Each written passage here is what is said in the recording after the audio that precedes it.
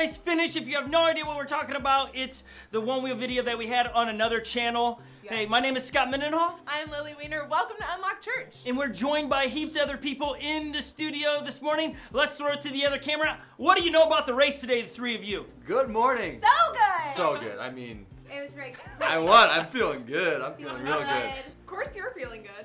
Yeah. Well, introduce yourselves. My name is Joey, if you don't know who I am. Kristen. Rachel Van Rickle. And we brought Rachel in today. Because we want to hear we always like to hear a non-biased opinion of the race today. Because today was, slightly specific. There was a lot of changing of first place, second place, all of those things. Yes. As you watched, what are some of your initial thoughts, Rachel? Well, first off, somebody pushed somebody immediately in the first, 2 seconds of this race. Well, okay. Okay, let me. That was part of the rule. Scott, if you're on the one wheel, you can push. So I just It give was a a little rule. tap. That's I- part of the. I That is part of the also- game. It was. Yes. It's part of the game. I also was pushed during the race. That didn't make it. I'm not like Who a hard pushed push, you? but I was pushed by a camera. Oh, that was This Scott. week? Yeah, you. That was you Scott. got me. Or was it the last race? It was okay. So Oh, what, yeah, a yeah, lot yeah. of what you didn't see Yeah. was when Kristen and I passed Scott and Joey was Yeah. ahead. Kristen and I passed Scott while he was heading to last place at the end of the race. There was still a little bit of a ways to go to get to the trailhead. So I was trying to Scott was get around her. being loud at me. He was like, "I'm gonna come past you, Lily." Every second he's manipulating, trying to manipulate my riding, not me, my And then riding. Lily was and he like- taps me with his Camera. And then Lily's like, I don't know what I should do. And I was like, well, don't let him come. Okay, and that's where I realized. This is what I realized. And you should leave a comment in the comments here over on the side here if you agree with me. I learned this week that it's 3 versus me. They don't care what place they all arrive in as long as I don't have first, and they got so much satisfaction in that I got fourth. I do think that that's something natural that has happened with your Yes. winning streak. I don't think it has anything to do with you as who you are as Scott Mendenhall, because we love you, but it is nice to not be in last place. It's just heartbreaking. Oh, so heartbreaking. If you like those race rules where if you fall off you have to wait for everyone to pass you should put it in the chat because I'm loving this. I'm loving it too. I love it so I love much. that. Scott got last, and I don't love that rule. but I just he's like the football, like New England Patriots. I He's will just say- always winning. So I'm like, I will let's say- go. Let's get some other people's If wins. we Like, didn't if Lily wins, woo! Kristen wins, woo! Joey wins. Woo! I will say, if we didn't have that rule where if you fell off, you go to last. Oh, I'm Scott so mean. would I'm have so won. mean. Scott would Scott have would've won. won. He You was would've really won. far You ahead would've of all won. of us. I don't know. What do they say? I love what Elizabeth just wrote in the comment section. Winning always puts a target on your back. So It does. It's so true. It costs to be the best. I guess so. Well, hey, thank you for watching, everyone. Rachel, seriously, would you ever race with us on a one wheel? On a one wheel? No way. Why? I can't even race across the studio on a one wheel. I would need somebody to hold me the whole time. So if somebody runs with me, maybe. Just like. But she would probably beat us in a long running distance race. running Yeah, race. I would do that. I Yeah. would foot race. We should do that. I would foot race one wheel. Yeah, we thought this was gonna turn into a foot race because of battery, and I was really hoping Joey and Scott were gonna die. I was like, they're the heaviest, it's gonna run out, and then I was like, it's gonna turn into a running race, and then I have a chance, because Rachel has been training me in running, and I was like, okay, I'm ready. She's good. And I'm good, and we're good to go, and I was just all set on it becoming a foot race. And then it didn't, but Scott and Joey, right after the race, went to yellow on their one wheel, so just a little bit I was more. this close. I was Little seriously bit more. A worried little about bit it longer, because- that's correct. Yeah, I was freaking. Rachel, to your statement of you would like to race on a foot race, I challenged you a couple weeks ago. No, on that, I and don't you want said you no. on foot. No, I'm You not don't want him on racing his you one on wheel either. Yeah, I can't You're win. Either way. I can't win. I'm so You're just beside so myself. accomplished that Okay, no one wants Okay, to well, race hold you. on. For all of you that speak of wins, we put it in a bar graph so it would be easy to see. This is the image of representing of wins of all the races. So they might be correct in their statement of I win a lot. It looks that way at Does least. that make you feel better? No, I'm only as good as my last win. That's where it is. So it doesn't matter how many I got stacked up. I lost this We week. got an awesome race coming up. We do. It involves next water balloons and an Yeah, obstacle yes, course on one wheels. Yes. The goal will be we're going to go back to teams, and you're going to try to hit each other with water balloons. I can't wait. Come on, Lily. Come on, Joey. So Come on, So, Scott! thank you everyone for jumping in over here. We're excited about today's conversation about how do you roll with it as life is throwing curveballs and you don't even, like you make, I don't know if you're like us, we make plans, but then it's always like, if Armageddon doesn't happen tomorrow, or like, hey, let's race on Friday if we're not locked down, right? We always say things like that. Yeah. We're gonna talk about that today. How do you handle that this season of just the unknown?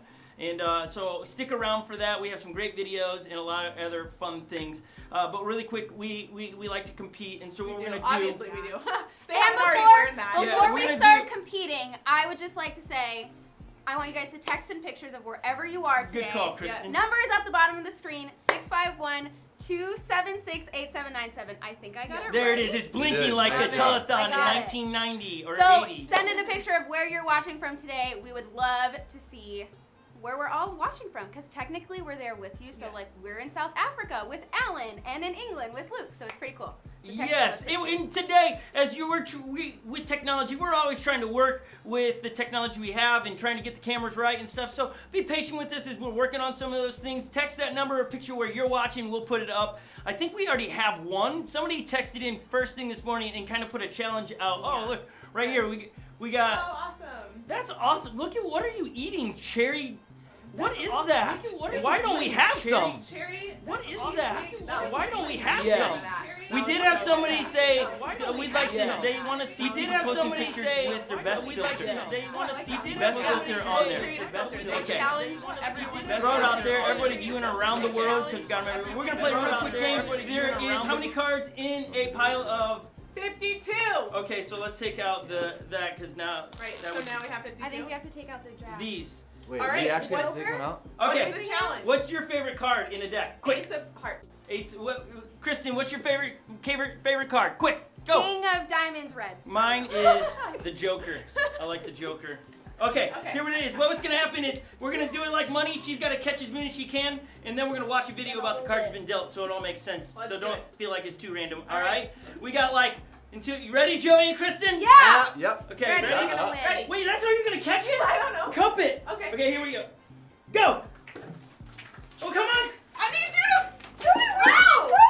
Wow, Scott. Okay. How many? We got it. Wait, you can't pick them up.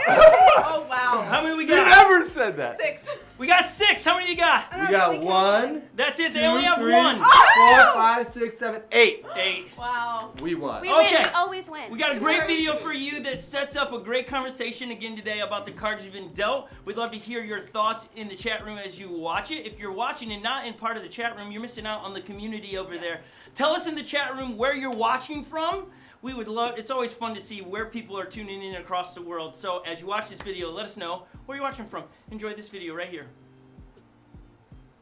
Enjoy this video right here.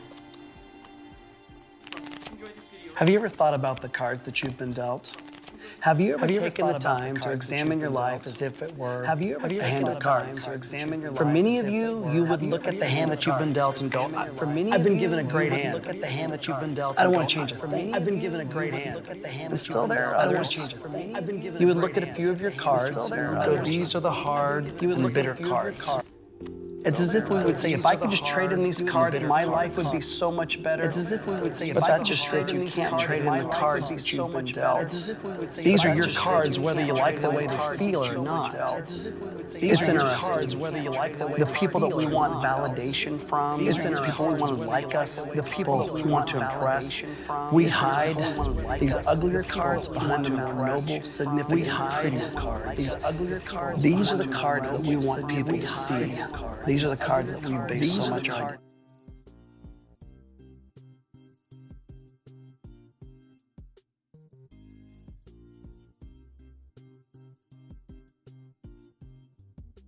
Buster Rhymes. We're not that good though. No. Good at rapping. We are working on that. What we're gonna do while we do that is we're gonna try to throw video or pictures up on the screen as you have texted them in. So we're throwing a curveball to our team. We enjoy being able to see where people are across the world. So here's a couple more pictures. Kayla and Tim. Tim, your hair's getting long, Looking man. good, Tim. Looking Tim. good. Kayla and Tim. Tim, Looking Kayla. good, Tim. looking Tim, good. what are you drinking there? Tim, oh, we got some of the crew watching back there with the one wheel. Oh, we got some of the crew watching back there. Yeah, well done. The one wheel. Okay. Oh, that's awesome. Yeah, well done. The one wheel. Okay. Love the smiles. That's awesome. So, rocking the peace symbol. Okay. So cool. Love the smiles. Is that it, or we got a couple more? Rocking the peace symbol. There's more. Brian says back there. As you hear mystery voice off the camera. There's more. Brian. Maybe not. Maybe we're stuck on that. Okay. Mystery voice. We're gonna try to send it back to that video, and hopefully we have it fixed. You know, it's the internet. We don't control Bear with everything.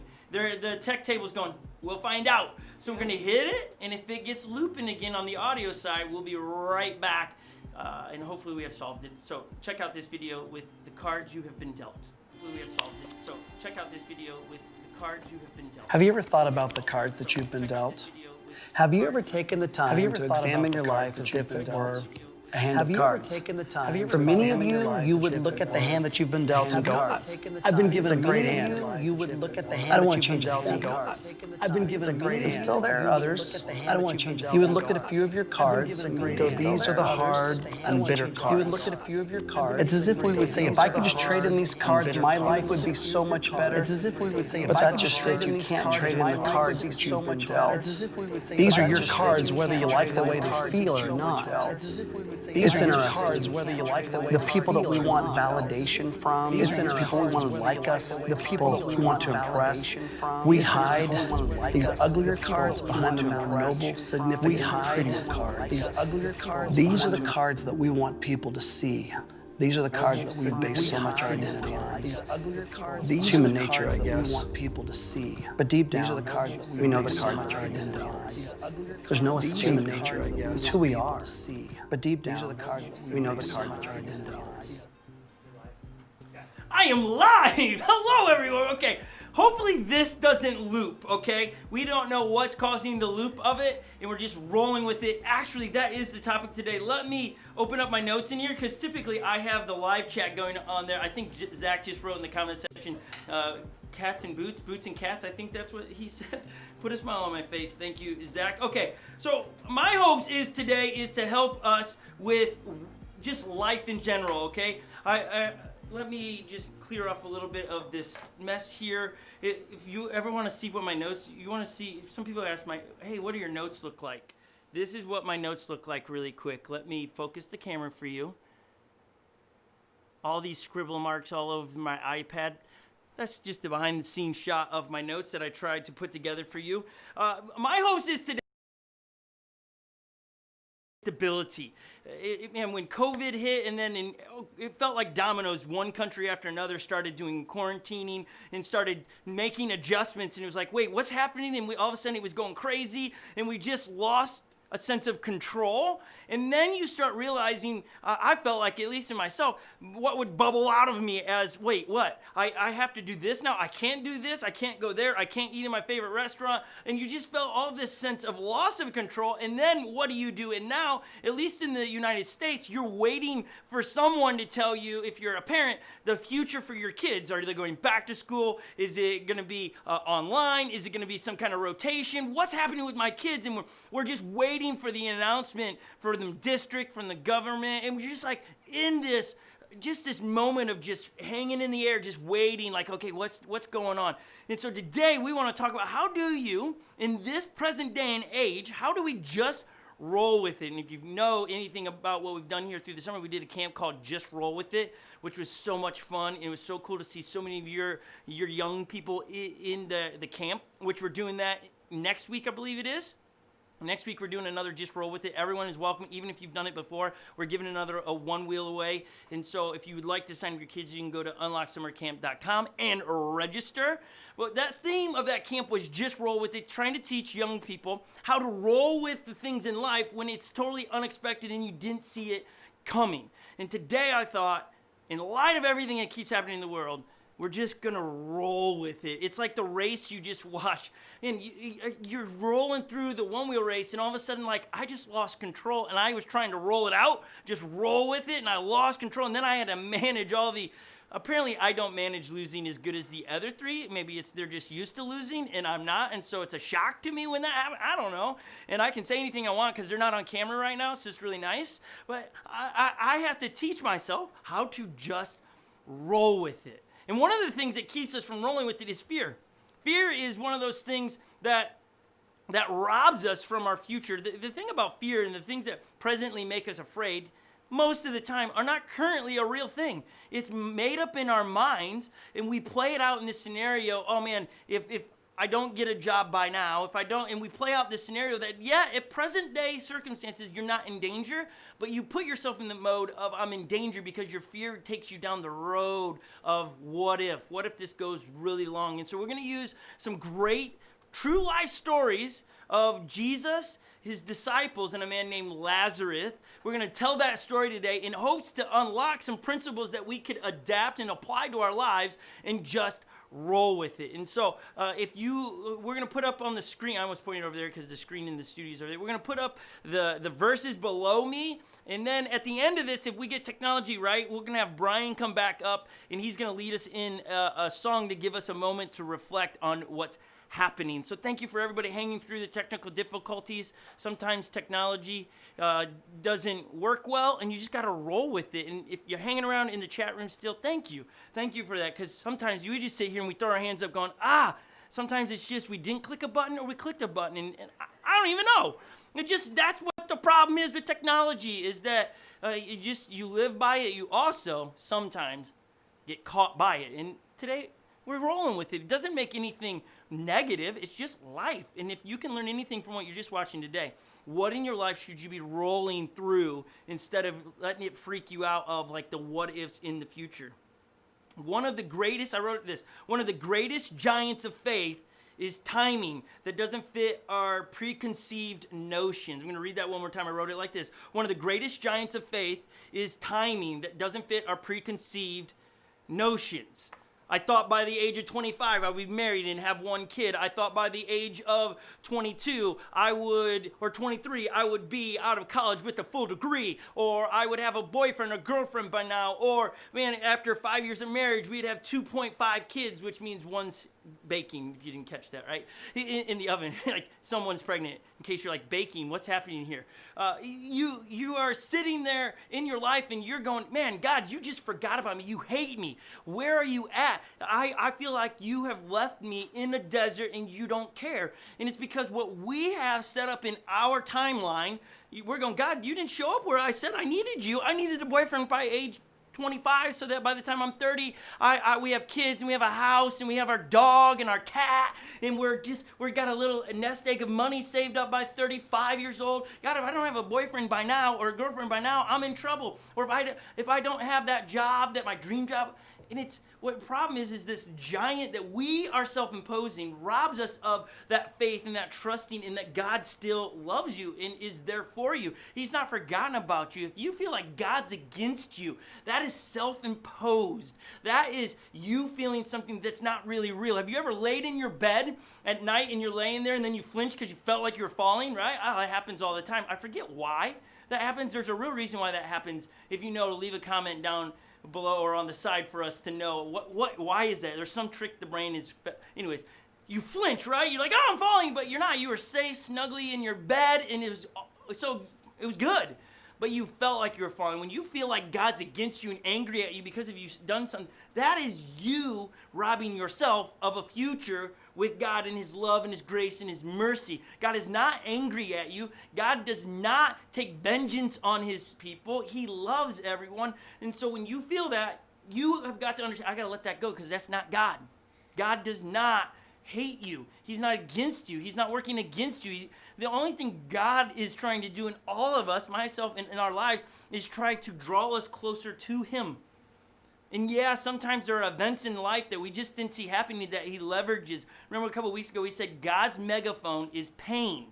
He doesn't create the pain, but when pain comes around in our lives, that's where God shouts through, I'm right here with you. I've not forgotten you or left you.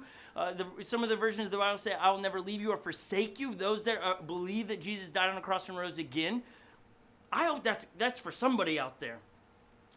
We live in a fast-paced world where we have to come to expect instant responses to every desire and need. Is that not true? Some of the rub in COVID is that we've lost that instantaneous. We can't just go to our restaurant anymore and get food like this. Everything is seemingly slowing down. But we are like the microwave generation. We want it hot now. Don't make me wait. I want to run a marathon. I want to run it tomorrow. We don't want to do what it requires to cross the finish line and put in the work to get there. We're going to throw Rachel, who's our first-time guest here today. She immediately butterflies in her heart racing. She races marathons. She raced a 50-miler about a year ago. Rachel, when I talk about the microwave thought, I want it now, I want it fast, what do you think when I say that? Is that ever been true for you? Oh my gosh, yes. I think of all the stress and time and money I have put behind trying to make things instantaneous. I think about, you just talked about as a runner in marathons, marathon training, which is all about the process. And like I put in the chat a minute ago, I hate gray space. I like black and white. I don't like the gray. I don't like the unknown. And I find myself a lot of times trying to, oh, I'm injured, I'm just going to throw money at shoes, or I'm just going to throw money at this, or I'm going to ask a million people advice to try and fix it right now, and I get real frustrated in the process. Yeah, it's funny that you say, I get injured, I want it to get fixed now, because I wrote it like this. In our life, we have instant potatoes, instant microwave, instant cash from a little money machine, instant relief from sore muscles and minor back aches. Instant coffee. We want, right? It's all about I want it now. Why is that? What is that in us, Rachel, that I want it now? What do you think that is? Maybe there's a bit of control, like a control problem in it, a pride thing in it. I want to be able to fix it myself right now. And if I can't control that, then I question my value. I question my worth as a human. It's interesting how everyone processes this moment in our lives, because we've all been there and we wish it away, we pray it away, but we don't actually sit in there and go, what should I be learning? Sometimes when I've been injured, as you were speaking in training for an Ironman or whatever, I'm like, okay, it's a readjustment of priorities a lot of times for me. It's like, oh, I'm injured because I've gone too hard, too much. I need to Yes, I need to adjust my priority and be able to go, I need to spend more time with my friends and family and less training. So it's just adjusting. Sometimes look at your life and go, oh, this is God saying, hey, you've gone too far one direction. I need you to come back. And we never want to see it that way. We look at it as, it's a hinder. It's keeping me from my goal. Rachel, thank you so much for jumping on the camera. You might be back up. So it's like we call it the dugout around here. Just people on the other side of the camera. I might call your name and boom, you're back up. So thank you, Rachel. You're awesome. I wrote in my notes, one of the things we all have in common is we've had seasons in our lives where we asked God for something and God just wouldn't do it.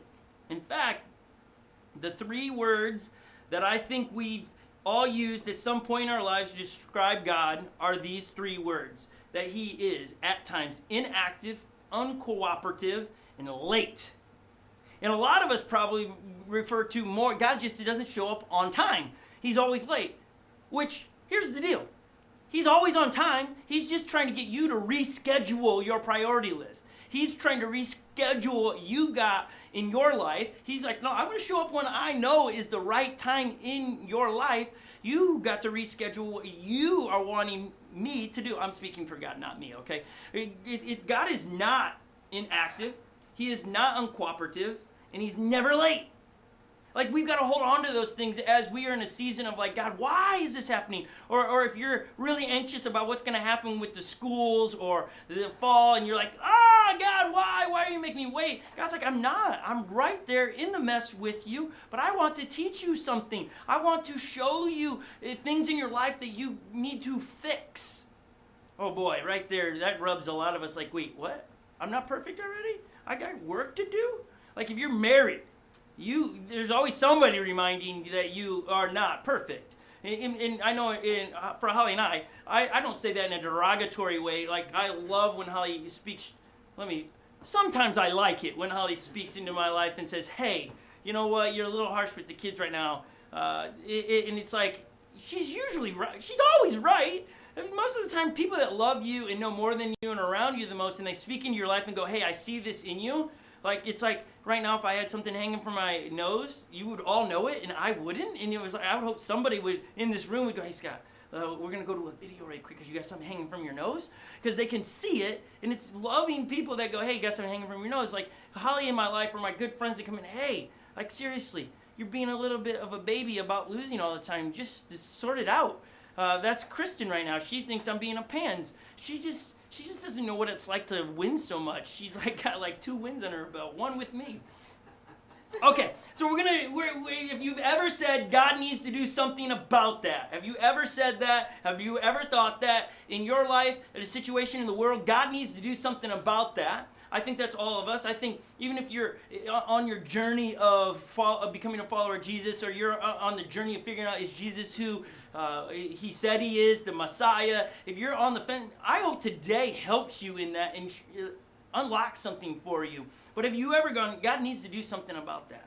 Well, today we're going to reveal and unlock some things I hope for you. We're going to jump into a book by John, who is the author of his own book, John. It's Matthew, Mark, Luke, and John. John is the one that he wrote of himself, that the one he loves. So he was very close to Jesus. When Jesus was put on the cross and died and rose again, before Jesus went to heaven, he somewhere along the line had a conversation with John, hey, take care of my mom, Mary.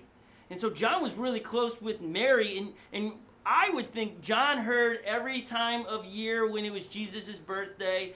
I bet you Mary sat down, oh, I remember that night I gave birth. We were trying to find a hotel, and she would retell the story to John, and John's taking notes and hearing it from just these perspectives that he would never have gotten before, but because he was taking care of Mary, he got insider information on what it was like to raise Jesus. I just think that's phenomenal. And the cool thing is we can, as I hold my iPad, this is where my Bible is on. So we're referring to the Bible as an app here. When I read the book of John, it's like this guy walked with Jesus for 3 years and helped take care of his mom until she passed away. He knows a lot of stuff. But some facts about the book of John, when the author John wrote it, he wrote it 50 years or 50 AD, 50 years after Jesus' birth. So it was sometime if Jesus lived to be about 33, 20 some years after Jesus' death, John sits down and writes this, and you're like, why? Why would he sit down and write this? You know what? Funny. John actually tells us why he writes this. You can find where he said it in his own book, but John says, I wrote this that you may believe that Jesus is the Christ, the Son of God, that by believing you may have life in his name. If you're on the fence about who Jesus is and you need some help understanding who he is, why Jesus came to this earth, read the book of John. It will push you over the edge, because the whole purpose of John writing his book was for you and I today, 2,000 years later, to find Jesus, believe in Jesus. So it's a great read. And then the other thing interesting about John was killed for standing up about Jesus. He didn't deny Jesus at any point. He didn't go, okay, right. I want to preserve my life. Jesus, think about that. Jesus is no longer living. It'd be really easy to go, yep, I tap out. I'm not putting my life on. No, he died saying what he wrote and what he saw really happened. I just think that gives validity to John's book and what John has to say. So John chapter 11, if you want to find a Bible, download it. You can go to John chapter 11, verse 1. We're going to start there. And I'm going to skip around and try to, because it's 43 verses, and it's the story of Lazarus. So we're going to read some of it. We're going to talk about some of it, and hopefully at the end of this, we're all going, aha, I get it. And we'll bring up Joey, Lily, Kristen, somebody will be over here to help process this. So John chapter 11, verse 1. Now a man named Lazarus was sick. He was from Bethany, the village of Mary and his sister Martha. This Mary, whose brother Lazarus now lay sick, was the same one who poured perfume on the Lord and wiped his feet with her hair. Important. John's trying to tie all the stories together. We talked about this woman last week where he was sitting at dinner with the Pharisees, and she comes in and wipes off the perfume. Really cool story. If you missed that, cool thing about online is you can go and watch the last week's right after this and hear what we talked about last week. Jumping back into verse 3. So, the sister sent word to Jesus, Lord, the one you love is sick. When he heard this, I want you to really quick dial in on this, okay? The one he loves. So John is making sure this isn't just some stranger.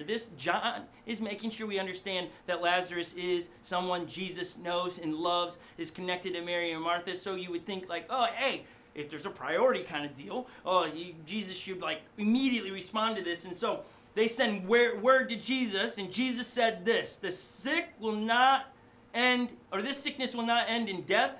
No, it is for God's glory that the God's Son may be glorified through it. A new category was just introduced to the disciples. The new category is this is not a tragedy. This is for God's glory. Now, what rubs all of us when it's bad things and it's us, because we read this story, it's like, okay, cool, God's going to do something really wild and crazy in this story. But when we're in the story and the tragedy is in our life and we don't have food on the table and we don't know where our next job is and we don't know what the future looks like a year from now with what's happening in the world, and all these things are just on a bubble, and you feel like, what way is it going to go, good or bad? And you're just like really anxious on it. We don't want to hear, whoa, you know what, it's for God's glory, here's a new category, God's going to show up and show off, you just don't know how. And we're all like, no. God, you're inactive, you're not on time, and you're not cooperating with me. Come on, God, this is what I would like, and right now, instantly fix my situation. And that's just not how God works. God tries to teach us how to roll with it, how to stay positive, how to have an outlook of, man, Jesus is up to something. I just don't know what that is yet. He's going to develop me. He's going to love me. He's never going to leave me or forsake me. These things I'm saying to you are not my written words or my thoughts. I'm giving you things I have put in my heart from reading the Bible, from the authors Matthew, Mark, Luke, and John, who record Jesus' word. So here we have a new category. Maybe it's a new category for you. This happened for my glory. And this isn't Jesus saying, I want to beat my chest. I'm the man. I want everybody to know I am God's son, so I'm going to do this and just strut around like I got. This isn't what he's saying. It's not my glory so I get the attention. It's that people know that God sent his son Jesus to die on a cross. That's what it's about, is pointing people to Jesus. It's not about God being up there, I want to be this big God. No, I want people to know about my love. And if the stories we tell are different than revealing God's loving characteristics, then we aren't telling the right story. We're manipulating people. We're building a case against being in a relationship with God. That's why people say, God's angry at me. God loves all of us. God so loved the world. That's everyone and everything in it. He loved the world. God responds in love. We just sometimes process it as, well, that's not how I would want it to be done, so I don't feel loved. We have to change our perspective. New categories introduced for the disciples and something we can attach to in what's happening to the world is, no, it is for God's glory that God's Son may be glorified through it, that the light might be shown on Jesus. Now, Jesus loved Martha, her sister, and Lazarus. John is making sure that you understand that it's not just Lazarus he loves. He loves Martha and Mary as well. These are important people in his lives. And then the next thing. Now, Jesus, verse 6. So when he heard that Lazarus was sick, he stayed where he was for more days. Verse 7. Then he said to his disciples, let's go back to Judea. If I had time to put up a map, where Lazarus was and where they're going, he's actually moving away from Lazarus. He's going in the wrong direction, not towards where the problem has been. And all of a sudden it's like, wait, what is going on here? Jesus, you love these people and you're going the other direction. What? And they're just like, and you're telling us this is for your glory. What is, you just want Lazarus to die? Like, what is wrong with you? Sometimes when we don't know what Jesus is doing, it's the wisest to say, I can't wait to see what Jesus does. How this is going to play out. Even the most tragic events in our lives, the passing of people we love, I don't want people around me to get sick or to lose jobs and all those things. And I want to pray that God will show up in their lives. But I pray that God will, or first, God would show up. And second, that people would be soft to be moldable, to be like clay, and to be okay, God, I'm going to learn what you want me to learn in this process. Not, God, just make it go back the way it was. Let's just go back to the way it was, because that was perfect. Pre-COVID, my life was really good. I know I might have asked for some things, but I didn't know this is how you're going to answer them. So I'd like to pause for a second. January 1st, 2020. What did you ask God to do this year? Have you gone back and looked? Did you write it down? What were your goals this year? I've asked a few people as they're going through some things in their lives, I go, hey, what did you pray for in January? And God is using the stuff that is happening in your life that you didn't see coming to actually answer the prayers you were at. Maybe you prayed a dangerous prayer. God, make me more like you. Whew, that's dangerous. Because God's like, okay, but that's going to require you to maybe go this route when you wanted to go left. I need you to go right. It might require you getting pruned a little bit. But here's the thing about, I grew up with cherry trees in my backyard. My dad would send us out during this time of year to pick cherries, and we would put a ladder on the back of a pickup truck to get the cherries. It was really, really safe and really kosher approved. OSHA approved. They climbed to the top, and we had to pick these cherries, and we would make pie, my mom would, and jelly. But we would spend our summers doing those things, going out and getting the cherry, and it was a lot of fun. That's what we knew to do. Didn't mean it was what I enjoyed doing. Isn't exactly what I wanted to do, but in those processes of doing what my dad asked me to do, I got to enjoy some great tasting jam. I memories in my mind of great moments of my sisters and I throwing cherries at each other. Have you ever done that? I grew up throwing cherries at my sisters, and we got in a little bit of trouble because my dad was like, "Those are too good of cherries. Don't do that." And I was like, "We're just feeding the deers, Dad." Could you imagine having to raise me? Woo-hoo! I'm sorry, Mom and Dad. Okay, back on to task. I don't even know why I was telling that story. Once I said kosher instead of OSHA, I lost it. It just went away. Here's in John chapter 11, verse 8. "But Rabbi," they said, "a short while ago the Jews tried to kill us or stone you, and yet you're going back." So like, hey, we're going back to the danger zone. Wait, whoa.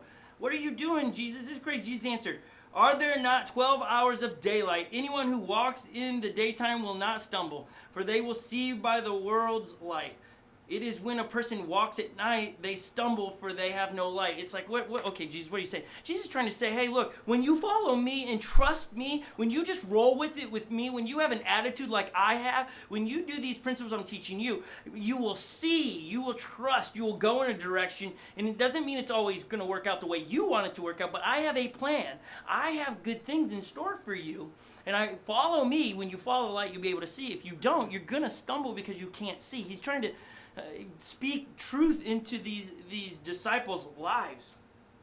If you've read anything, John says it a lot. Jesus is the light of the world. He's warning us we will stumble without him, without light. On a brighter note, these two verses also promise us that we never have to walk in darkness if we follow Jesus, who is the true light of all of our life. So when we get locked into a moment of fear and anxiety, and it's overwhelming us, like to the point where we're paralyzed, we just took Jesus off the throne and we put ourselves there. Now it's on us to fix it and sort it out. We've got to move ourselves to be where Jesus sits on the throne, and then we go, okay, how's this going to play out, Jesus? I am scared. Maybe instead of saying, God, do it right now. Maybe just for those that, maybe moms and dads that have kids, or young people that are like, okay, I thought I'd be married by now, or whatever's going on in your life. Maybe you need to write in the chat today, God, I need details. That's an okay prayer. God, I need details in my life. What house to buy? Where should I live? Should I move? What job should I apply for? Write in the chat right now, God, I need details. And amen. That's you out loud praying a prayer that's okay and safe to pray, and it actually reveals your heart saying, okay, God, I'm going to submit my life. I'm going to submit my life to you, and I'm okay with the details. I just want some details. We're going to throw Haley up. Haley's not been in front of the camera today. She just got super nervous. We're going to introduce such a gem of a young woman.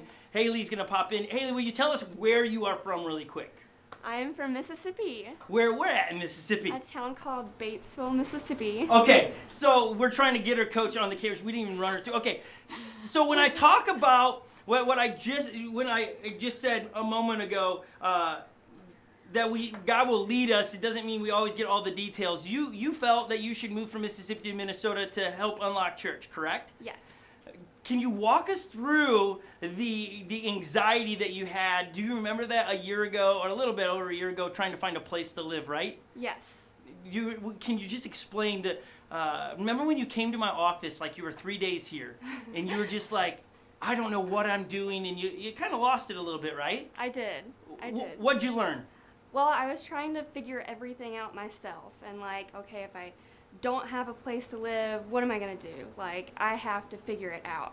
And I guess I just didn't think about God having a plan for me, and God being able and big enough to work everything out. And I was like, okay, I have to do it myself. Like, I know this is how it's supposed to look because this is my plan.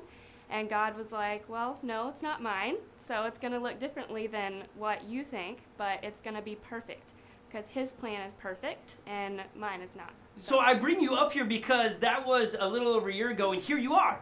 Yeah. You have successfully lived with a family for a while, and now you have an apartment. And you are established here. You have jobs. Now, what would you tell yourself? Where you are now, if you went and had like some kind of way to travel backwards, what would you tell yourself before you came into the office that one day here? What would you say to yourself going, hey, this is what I know a year later? I know that's a tough question because you're like, wait, I can't actually do that. Yeah. But what would you tell yourself? It is a tough question. I would just say to trust God. I guess it's easy to say, oh yeah, I trust God, but like living that out is a little harder. So I would tell myself to trust that God is going to send people into my life to help me. It's not going to be me on my own. God is going to send the right people in my life to help and help guide me on the path that God has chosen for me. I love what you said there, that you're not doing it alone. Wherever you are thank you, Haley, I'll let you, we'll release you from, you did a great job. Seriously, hopefully all of you are blowing up in the comments saying hi to Haley, and she's a very, very shy young lady, but so well-spoken. Thank you, Haley. But I love what she said there, that what I would say to myself a year later, you're going to have a community of friends that are going to help you. And people that are going to love you and are going to help take care of you.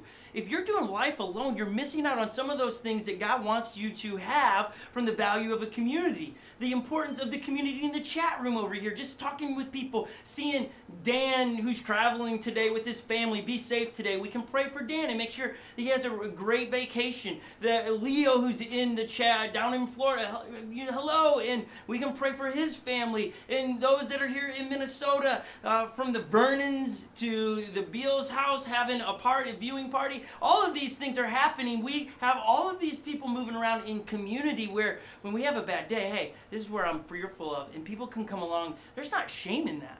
When we are transparent and truthful, that's actually where people can speak in, and God uses people to answer prayers. I think that's one of those things that we forget, that if we aren't part of a community, you're missing on how God works. God values community. The church is not, I think, especially in Western culture in the United States, we think church is Sunday morning, 10 o'clock in a building, and then we just go home. A church is a group of people in community helping each other and being a light in the darkness. The church is a group of people that come together, gathered on one big point, and that is Jesus died on the cross, rose again, and we got to tell the world of that. And we come together as a group on mission to go do that. Building a community takes time. Haley, it's a year and a couple months. The first couple of months, being a little bit shy, took her a little bit longer to make some friends, but now she has a group of friends that when she's like, hey, let's all go watch Harry Potter at somebody's house, they're like, oh, great idea, let's go do that. And they'll go watch Harry Potter with her. And because she's a part of a community, the thing about community, it takes two ways. It's you opening yourself up to go make new friends and receiving in what that community has for you. You got to step in. There's action on you. Communities are always, should be open-handed. Hey, you're welcome. Anyone's welcome. But you got to step in. And that's the invitation everybody watching, wherever you are in the world. Make this your community. Follow people on Instagram and Facebook. Make friends. Connect. And if you live in Pensacola, Tampa, you live in England, you live in Washington State, you live in Minnesota, make a community there that watches and enjoys this and become a group of people on mission. Back to the story. I wrote it like this. Remember, Jesus, like, we're headed a different way. What Jesus is trying to do is, here's this. He's making a statement saying that you can stay here and learn nothing, or you can come with me and learn a game-changing principle that will you use for the rest of your life. The great thing is we get to watch the story unfold, but this is Jesus. This is playing out in real time, real life principles for these disciples. Jesus is like, yeah, we can stay here, or you can follow me. Trust me that I know what I'm doing, and you're gonna learn a game-changing principle. And so they go the opposite direction. So we're verse 17. Okay, so they go a different direction. Or verse 17. Then Thomas, also known as Nicodemus, said to the rest of the disciples, "Let us go, that we may die with them." Great, positive cheerleader. Let's go. We're just gonna die with them. We're gonna go where they're gonna kill Jesus and kill us. This is a great plan, Jesus. Sure. Yep. Awesome. On the arrival, we're going to jump to verse 17 now. On his arrival, after they go there, and then they head back to Lazarus. They found Lazarus had already been in the tomb for 4 days. This is important because in the culture of Jewish culture in those days, they believed it took 3 days for your spirit to leave your body. So on the 4th day, those that were there were like, hey, it's over. It's 4th day. The spirit's left the body. So it's important that we understand it's 4 days. Now, Bethany was less than 2 miles from Jerusalem, and many Jews had come to Martha and Mary to comfort them in the loss of their brother. When Martha heard that Jesus was coming, she went out to meet him, but Mary stayed at home. "Lord," Martha said to Jesus, "if you had been here, my brother would have not died. But I know that even now God will give you whatever you ask." Jesus said to her, "Your brother will rise again." Martha answered, "I know he will rise again in the resurrection of the last days." Jesus said to her, "I am the resurrection and the life. The one who believes in me will live, even though they die, and whoever lives by believing in me will never die. Do you believe this?" So I turn the question to you. Jesus just stated there. Do you believe this? Do you believe that Jesus is the Son of God, and if we follow him, we will never die? Meaning, not our physical body, but our spirit. That, man, I trust God has a plan, and there's a bigger plan than just the physical. Do you believe that? If you believe that, then you need to apply these principles of trusting Jesus as he leads us and takes us in a direction. I have to trust. I must go the direction that Jesus is leading me to go, even if it doesn't make sense in the moment. The disciples saying, "Hey, whoa, Lazarus is over there. We're going the opposite direction for what is going on. We go that way, we die." And he's like, "Hey, hold on. Trust me. I'm teaching you something. God is up to something in your life. Even if you are experiencing tragedy, and my heart is just sad, and every time I get a phone call on the church phone number, and people are going, hey, this was, my heart breaks for you. I am sorry. I sometimes feel like just saying, hey, I'm going to pray for you, and I pray for you, and it's just like, I want to always do something. I'm a guy that wants to see needs and meet the need. And sometimes things are happening, it's like, I don't know what to do. But to pray that God would give you details and that you would learn how to trust him more, that you would be able to roll with what's happening. That the plans that you make in your life are with an asterisk. That might be the plan. But also leaving wiggle room for Jesus to jump in and go, hold on. I'm about to do a new thing in your life. I'm about to do something that you've never seen before in your life. So, Jesus says, or asks the question, do you believe this? Do you believe him? If you do, it should change the way you walk through these things. Martha goes, "Yes, Lord," she replies, "I believe you are the Messiah, the Son of God, who is to come into the world." After she had said this, she went back and called her sister outside. "The teacher is here," she said, "and is asking for you." When Mary heard this, she got up quickly, went to him. Now Jesus had not yet entered the village, but was still at a place where Martha had met him. So he hadn't moved. The crowds, I'm assuming, have kept him from moving into where he's headed. Mary and Martha are now there. Verse 31, when the Jews who had been with Mary in the house comforting her noticed how quickly she got up and went out, they followed her, supposing she was going to the tomb to mourn there. When Mary reached the place where Jesus was and saw him, she fell at his feet and said, Lord, if you had been here, my brother would not have died. If you would have been on time, God, if you would have showed up when we wanted you, when we asked you to, this wouldn't have happened. And Jesus has got to be going, no, I'm right on time. Because remember, he's a new thing. He's teaching something new. When Jesus saw her weeping, and the Jews who had come along with her also weeping, he was deeply moved in spirit and troubled. Where have you laid him, he asked. Come and see, Lord, they replied. Verse 35, Jesus wept. It's the shortest verse in the Bible, I believe. Jesus wept. I want you to understand when we were talking about God is for you, not against you, and when you hurt, he hurts. This isn't a God that's removed, arms crossed, going, ha ha ha. How are you going to deal with that one now, moms and dads with the schools? You don't even know that it's going to mess you up. That's not what God is doing. That's not the character. Jesus is moved with emotions and tears when we are broken. There are moments as I raised with Holly, my 6 or 8 kids, I forget sometimes, 8 kids, that when I raise them and they fall, sometimes I'm not moved to fix the problem where they fell, because it's like they got to learn the lesson of what they're doing, but I can feel the pain on the inside going, oh my gosh, I'm so sad that they're crying. Like, out of 8 kids, some of them, when they cry, and the way they cry, you just want to cry with them. You're like, oh, I'm sorry you're hurting like that. Some of them cry and you're like, come on, stop being a pans. Get up, brush the knees off, you'll be all right, put some dirt in it, kind of deal. Just, don't judge me, okay? It's just the real thing, okay? All parents out there are going, yes. Anybody that doesn't have kids are going, how can you be like that? Just, you wait, you'll see, wait till the other side. But I can feel the pain my kids are going through, but sometimes I got to let them go through some of those things so it teaches them. Here's Jesus saying, I'm moved in emotion by what has gone on and transpired in your life, but I'm still going to leverage, I'm going to teach something, I'm going to still shine a light on myself so that others might be able to experience forgiveness and experience a change of heart from fear to trust, from hatred to love. He's going to show this here in a moment. So, I have no idea. So Jesus wept. Verse 36, then the Jews said, see how he loved him? But some of them said, could not he who opened the eyes of the blind men have kept this man from dying? So he could have done this somewhere else. I love what Timothy, an author in the Bible, in 1 Timothy writes in verse 6. Fight the good fight of faith. Take hold of the eternal life to which you were called and about which you has been made good confessions in the presence of many witnesses, saying, hey, when you find Jesus, finish the race. Fight the good fight of faith, that you constantly trust Jesus even when it doesn't seem like it's going to work out and everything seems against you. Sit there, stand there, ask for details and say, God, show up and show off. Give me the eyes to see where you're doing that. Timothy is trying to teach us from stories like this, hey, this is a principle in our lives in such a time as this, in COVID life. Trust God. Trust God. May we become so well at knowing what God is doing that when we see counterfeit things happening in the world, we don't even need to spend great time on that because we know the real thing.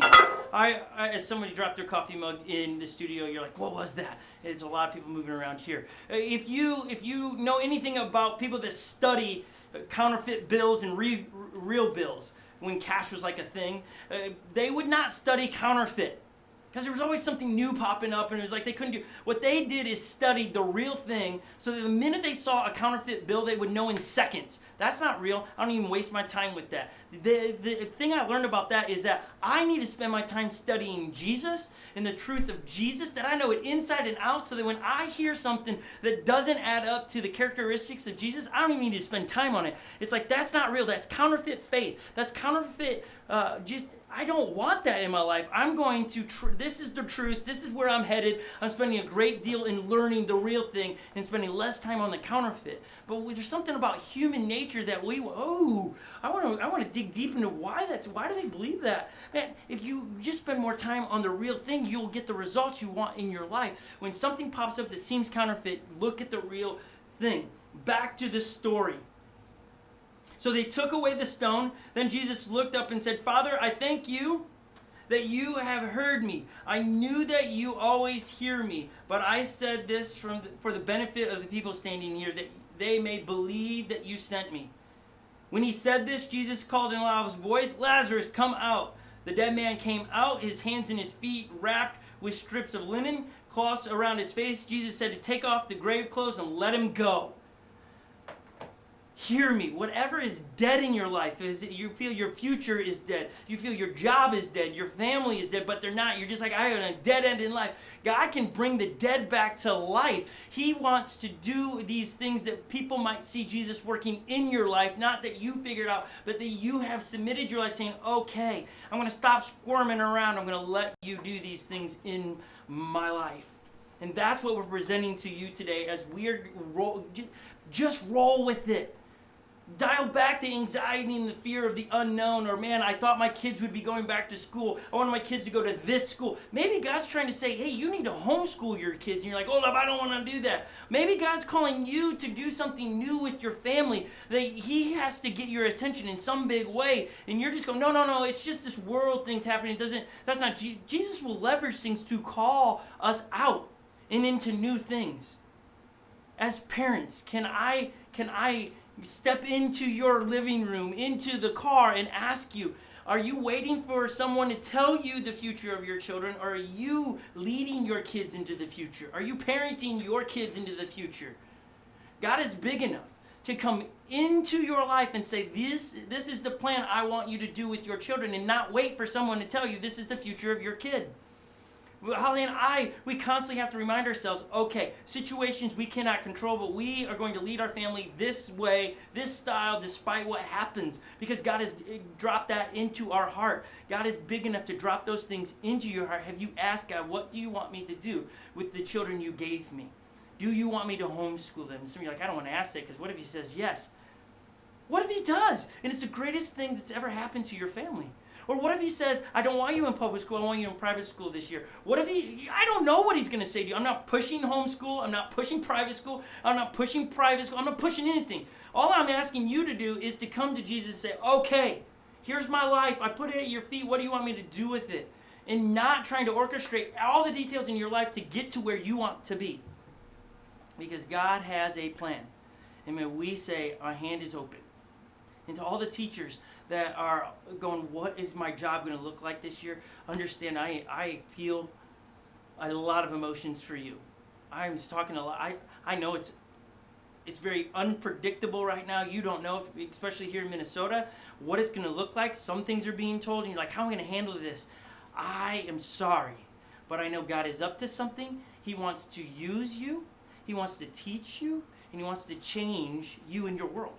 May we relax. I speak of myself. I'm talking to you. Relax and say, okay, God, I'm going to let go of my future.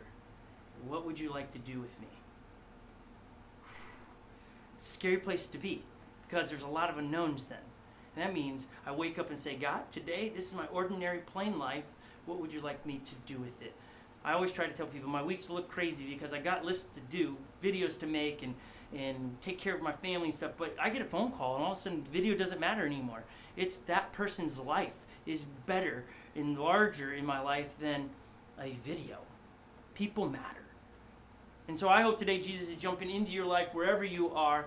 And my hopes is that you would be moved in a direction. We're going to try to play the card video one more time because I think it's a great video that illustrates this in a great way. And as you watch this, I want you to do business with Jesus wherever you are. If you got kids running around, maybe pull them around and just for a moment, just be still. Listen to the words of the video and ask Jesus, what would you like me to do with my future? And maybe you need to adjust some things going, okay, God, I'm going to no longer make you the instant God where you need to fix it right now. Would you teach me how to roll with it, that I would fight the good fight? Let me pray and then we'll throw it to that video. Jesus, I ask that you would step into everybody's lives right now, wherever they are. If they are driving, if they're in a viewing party, if they're watching after Sunday, that you would be speaking into their lives today. I thank you that you are a God that's in control of everything. May we learn how to roll with it and trust you. Jesus, speak to us over the next few moments. In your name, amen.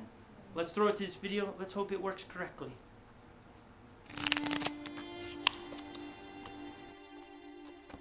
Have you ever thought about the cards that you've been dealt?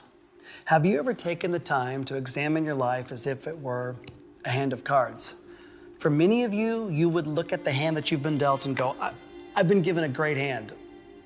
I don't want to change a thing. And still there are others. You would look at a few of your cards and you would go, these are the hard and bitter cards. It's as if we would say, if I could just trade in these cards, my life would be so much better. But that's just it. You can't trade in the cards that you've been dealt. These are your cards, whether you like the way they feel or not. It's interesting. The people that we want validation from, the people we want to like us, the people we want to impress, we hide these uglier cards behind the more noble, significant, prettier cards. These are the cards that we want people to see. These are the cards that we've based so much our identity on. It's human nature, I guess. But deep down, we know the cards that we've been dealt. There's no escaping it. It's who we are. We can't reshuffle the deck. We can't trade any of them in. It's in our DNA. It's in our makeup. The truth is, you are all in. But what if we stopped? What if we stopped and just took some time to look at the hands that we've been dealt? Is it coincidence, or is it just life? Or is it God? The argument would be, why would an all-knowing, all-loving God give me this deck of cards? If he really loved me, why these cards? And these are the cards of pain, of chaos, of guilt, of hurts, of hang-ups, of habits. And amongst this deck, for some of you, there are some really cruel cards. Cards of rejection, depression, addiction, abuse, and the card that none of us can escape from.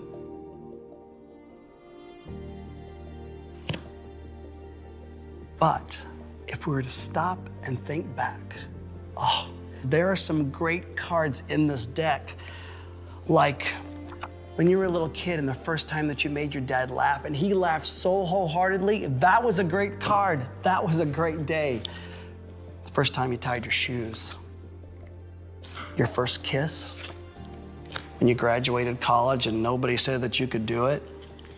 The first time that you used your gifts and talents and someone looked at you and you knew they meant it and said, you are good at this.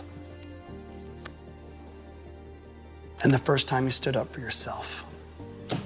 These are the pretty cards. These are the ones that we move to the front of the deck. It's a sad truth, but we really care what other people think of us. And these are the cards that we reuse, we relive, we reshuffle because we care for validation from other people. But what does God think?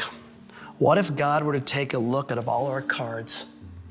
Which ones would he choose? More than likely, they would not be the prettier, significant cards, but they would be an array of both good and bad cards.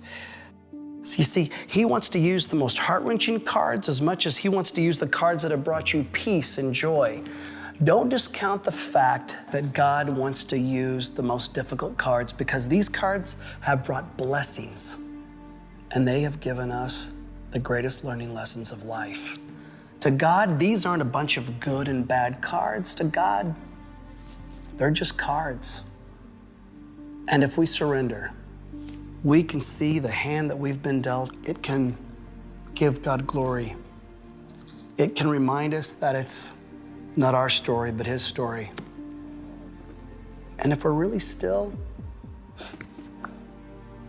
we can even catch a glimpse of heaven. So the question is, aren't you tired of pretending to deal with your deck of cards? Aren't you wore out trying to hide behind some of the more glamorous cards?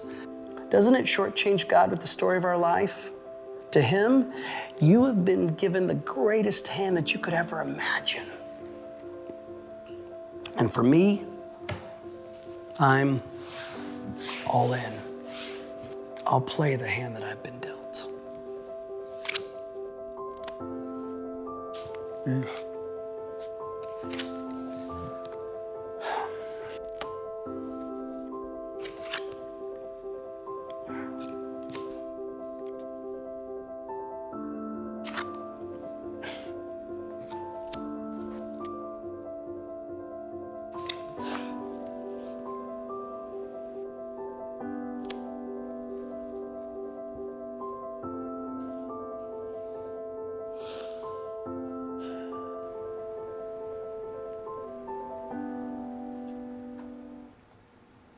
Hi everybody, welcome back. I hope you enjoyed that video. It was so good, it's so powerful. There's so much to think about. My name is Brian. I'm so glad you're here. We're gonna sing a song together and kind of just wherever you're at, just kind of stay in the mood of that video. And this song, there's parts that we're just gonna sing to Jesus and just say you're worthy of everything, God. And then there's another part of the song that's kind of a response to that of like, Jesus, I'm gonna build my life on you. So would you guys sing along? It's not about how good you sing. It's about you connecting with Jesus.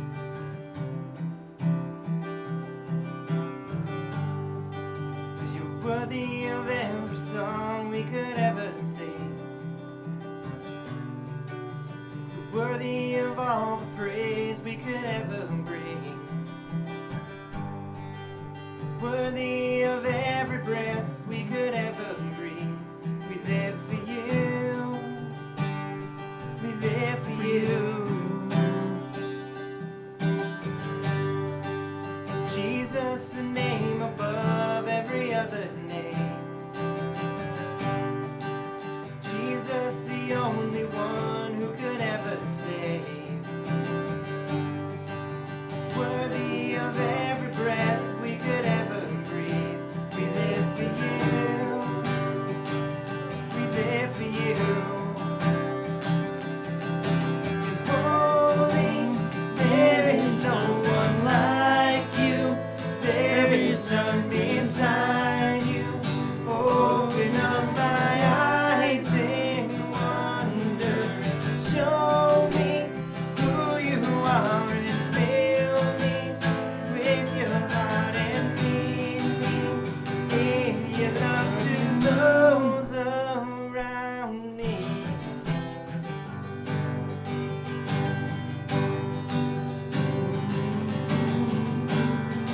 Is Jesus the name above every other name? Jesus the only one who could ever save. Worthy of every breath we could ever breathe. We live for you. We live for you. Sing it out, sing holy.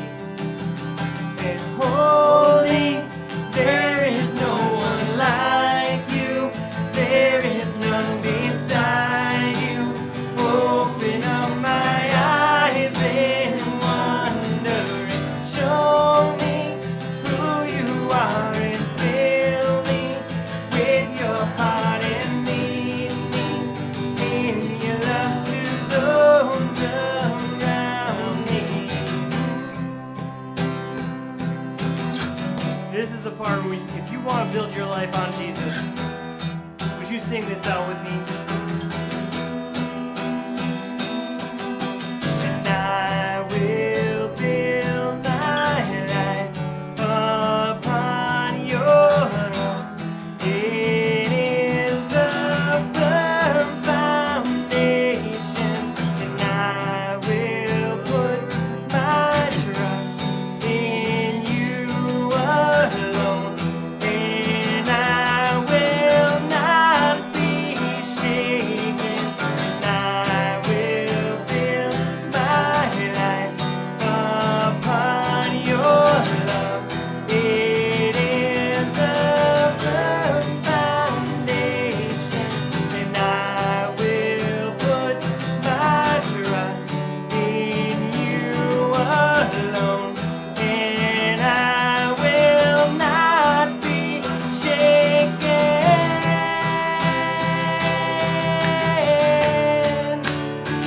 I won't be shaken.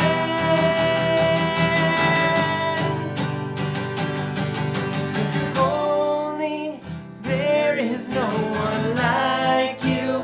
There is none beside you. Open up my eyes in wonder.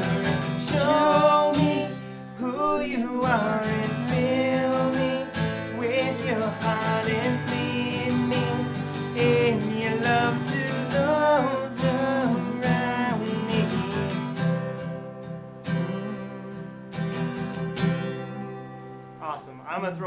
to Scott for some final thoughts of today. Man, I love that. So I just, honestly, if you could be in the studio, everybody's standing in here and singing. Thank you, everybody that has been rolling with us all day today. We enjoy what we're doing. We're always trying to make it better experience so that you would invite your friends and your family to watch. That's one of the best things about what we're doing. It's so easy to copy paste this link and share it with someone. If you want to start right where the teaching is, on YouTube, you can scroll through when this is over and start it right at the teaching and share it with people and say, hey, listen to this, or it's the song you like, or it's the video that played. It's a great way to invite your friends and family to be a part of this community. And if you would, we'd love it if you'd share. We have one last video before we start giving you upcoming events and things of that nature that I think is going to hopefully charge you a little bit, like get you ready to go and take on those things that are happening in your life that you didn't see happening. This is one of those that, like, we want to leave you amped and ready to take on the world. So check out this video and we'll be right back.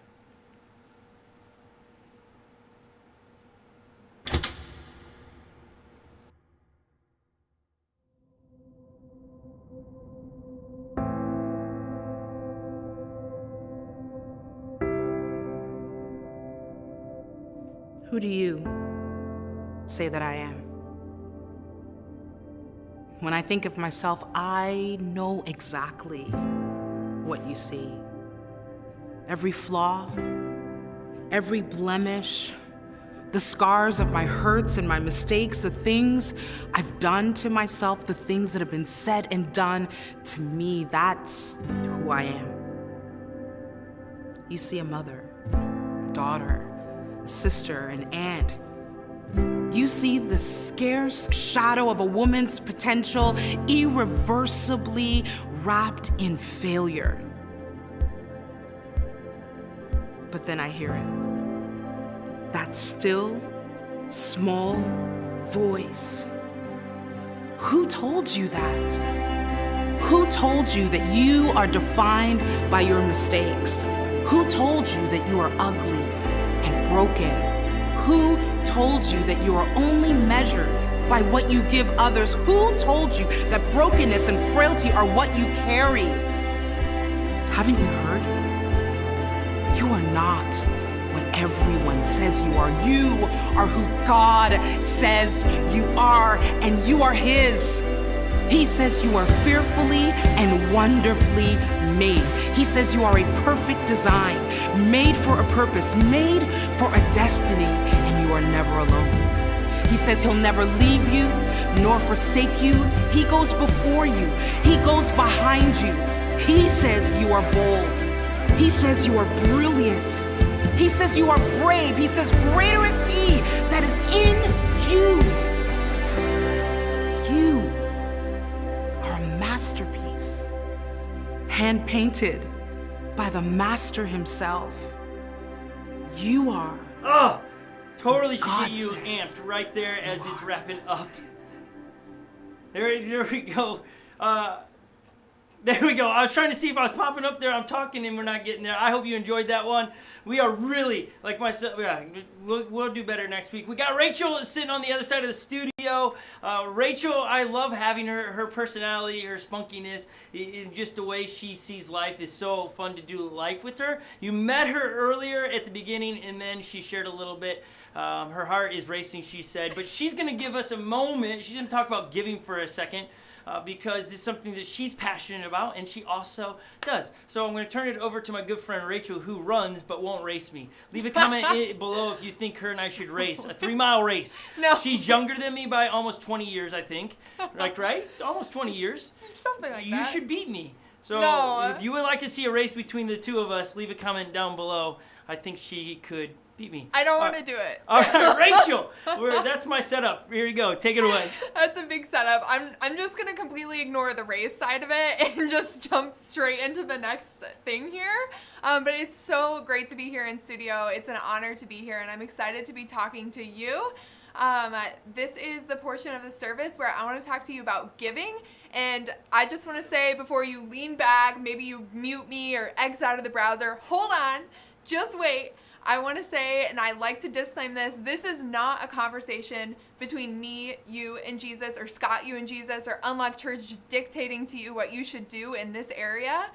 And I think that that's something that we think a lot. Here's the church telling me what to do with my money again, telling me all these things. And I'm just saying, no, this is me up here giving you a perspective, a new perspective of just saying to you what Jesus has been saying to me lately about giving.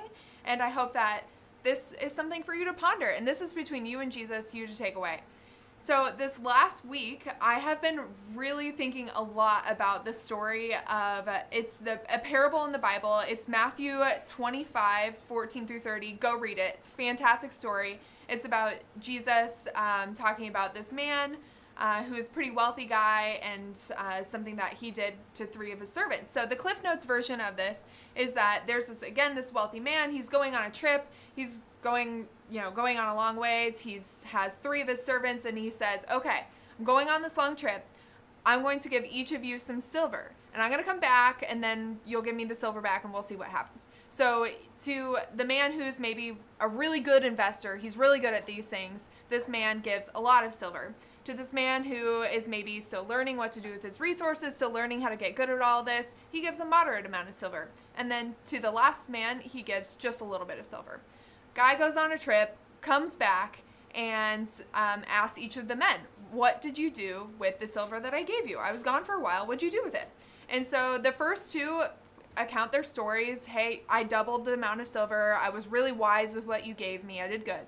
And then the last man says, I buried your silver, like true pirate type fashion, you guys. Like the guy buries the silver and he has nothing. He just has the silver that he was given. He didn't double it, didn't get interest, wasn't super wise with it. He was afraid. He went to just bury his treasure. And the wealthy man is, why did you do that? And I love the verse that stands out to me the most in this, and I'm going to read it here. It's Matthew 25:29. To those who use well what they are given, even more will be given, and they will have an abundance. But from those who do nothing, even what little they have will be taken away. And for me, this verse is just so much about holding my palms open and saying, God, what do you want me to do with the resources that you have given me? How can I be wise with the blessings that you have given me? I found in my life, the more I do this with my resources, the more I'm leaning on myself, my pride, right? It's mine. I worked for it. It's my money. I get to do what I want with it. And I have found that when I open up my palms and say, God, what do you want me to do with my resources? And be generous with it and ask myself, okay, what can I do to bless others with the blessings that I have been given? I have found so much joy in that. And I just encourage us this morning to put our pride to the side and really just open our palms and say, Jesus, what would you have me do with the resources that I've been given? And for me, a big portion of that is tithing, is being generous again with what I've been given. And there's just so much joy in seeing the church and seeing me be able to bless and to give and see the blessings that occur through that. So we make it very easy here at Unlocked Church to participate in giving. There's a few different ways. You can text Unlocked to 77977. So that's on the screen. You should see a little flyer. You can participate that way. You can also go to unlockedchurch.com and participate in giving that way. And then I think the third and final way is, which I find the easiest, it's the push pay way. Again, it's all on, I believe if you text the 77977, it'll lead you through that, but you can subscribe to push pay and make it all automatic. I don't like to think about, I have a to-do list that's too long already. So just a few ways for you to engage. Thank you, Rachel, for doing that. You did such a great job. She was super, super nervous. She has a watch that does her heart rate, and she's like, oh my gosh, my heart rate is spiking. That's what I love about Rachel. She's like, I can feel it, my heart rate. And then it was like 81. Like, it's spiking and it's 81. Most people would be like, it's 120, but nonetheless. Hey, we're going to wrap up. We got a lot of cool upcoming events happening. Thank you, everyone that has hung with us and those in the studio today to make it so much fun today. It has been an absolute blast with you. We have so many upcoming events that we want to make sure you're aware of that are happening here. And so, we're going to do it really fast. First is this Wednesday at 7 o'clock is Float the Show. Somebody put up the challenge and they're trying to preemptively get ahead of me. Float the Show this Wednesday at 7 o'clock Central Time. If you have kids and you want them to be entertained, we're going to be doing, it's going to be so good. We're giving a big s'mores pack away. Dan, your s'mores pack will be shipped out this week for your family. We put it together. We actually shot the video this week. And you can actually watch Wednesday to see what you'll be getting as well. Dan from Tampa, thank you for voting or putting in your, I would like that. So we're amped on that, so we have that. Don't miss that. We're trying something new. It's right here on this channel, so you should subscribe to this channel. We have the 3 Amigos on the other side of the studio holding a s'mores donut. Donut. Smells so looks good. I've been waiting so all good. morning to eat That this. it's a glazed donut with chocolate frosting, graham cracker sprinkles, and a marshmallow on top. Nice and Come healthy. on, Look at that's so that. good. That does not look good. Amazing. It does not look That good. doesn't We look good. are Who talking. wants How's who that wants not the look first good? bite? Okay, take a bite so they get to sample. We Okay. shot a I mean, video. maybe you should bite. Okay. You got to get a marshmallow in it, though. You can't like- just have it without marshmallow. I'm not eating that. I'm not eating that. No, how was it? Okay, Lily's doing it. We are comparing it to the OG s'more. Is it better than the OG s'more? Nothing is better than the OG s'more. You'll hear more about that during Float the Show. Please come. We did deem a few that is that were delicious. better than the OG s'more, so find out Wednesday, 7 o'clock. So it's from the ages of 4 to 14. But if you're older than that, you can watch. It'll be Yes, a good time, come okay? watch. I would watch it. That's happening. What do we have for digital small groups? We Well, I do have. want to remind you the challenge is still happening at 6:30 right before Float the Yes. Show. So 6:30 on GoToMeeting, and then instead of YouTube, it will be going to, well, it is on Float the Show instead of my teaching. Yes, Okay. and on Tuesdays at 11 a.m., I am running kids small groups. So if you are a kid in kindergarten through 5th grade, come and hang out. It's all on unlockchurch.com. We have a lot of fun doing that. And then on Thursdays, it's time for us adults to hang out and catch up on the week, the craziness, summer, what's going on. We had so much fun this past Thursday. We could not stop smiling and laughing. It was just a fun. great time. We invite you to come and hang out with us Thursdays at 8:30 p.m. Central Time. And again, you guys can find all the links to all of those on unlockchurch.com, and you click on digital small groups, and all the meeting codes are on there. So you just got to click on it, and then you can hop in. Yeah, thank you so much for being there. Like, it is Yes, so much so fun. good.